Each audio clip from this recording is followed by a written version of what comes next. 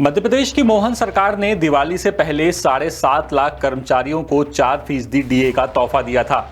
इसके अलावा पेंशनर्स को भी मोहन सरकार ने महंगाई राहत देने का ऐलान पिछले दिनों ही किया। लेकिन कर्मचारियों का एक वर्ग ऐसा भी है जिसे इन सब के बाद भी काफी नुकसान हो रहा है। इस वर्ग का नाम है संविदा कर्मचारी।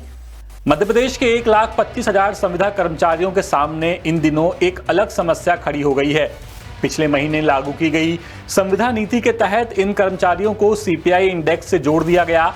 इस बदलाव के चलते इन संविदा कर्मचारियों को हर महीने सैलरी में 2,150 रुपए से लेकर 6,050 रुपए तक का नुकसान हो रहा है। अब ये सीपीआई इंडेक्स क्या होता है, इसकी बात हम आपसे करेंगे, लेकिन पहले जरा ये गणित समझिए कि संविदा कर्मचारियों को नुकसान कैसे हो रहा है। मान लीजिए एक संविदा कर्मी अगर सहायक यंत्री के पद पर है तो उसकी सैलरी फिलहाल 58,000 रुपए होगी। तो अगर उसे डीए के आधार पर सैलरी मिलती तो उसकी सैलरी अभी होती 64,050 रुपए। लेकिन सीपीआई इंडेक्स के चलते उसे सैलरी में 6,050 रुपए का नुकसान हो रहा है। उपयंत्री है कोई तो उसकी मौजूदा सैलरी है 44,850 रुपए।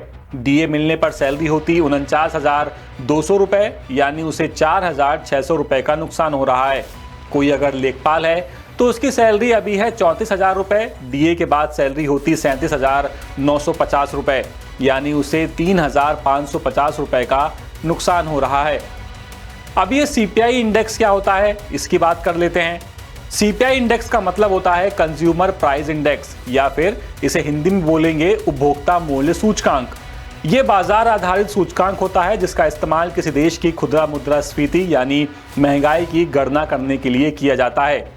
यानी जितनी महंगाई उसके हिसाब से सरकार इन संविदा कर्मचारियों को सैलरी देती है। लेकिन जो नियमित कर्मचारी हैं उन्हें डीए के हिसाब से सैलरी दी जाती है।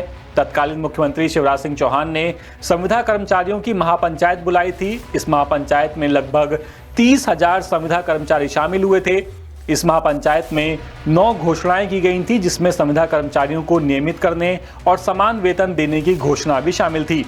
लेकिन जब घोषणा हुई तब 22 जुलाई 2023 को डीए की जगह सीपीआई इंडेक्स के आधार पर सैलरी देने का प्रावधान कर दिया गया, जिससे संविदा कर्मचारियों में नाराजगी बढ़ गई। अब संविदा कर्मचारी कह रहे हैं कि उन्हें भी नियमित कर्मचारियों की तरह डीए दिया जाना चाहिए, नहीं तो आंदोलन करने पर वो मजबूर हो जाएंगे।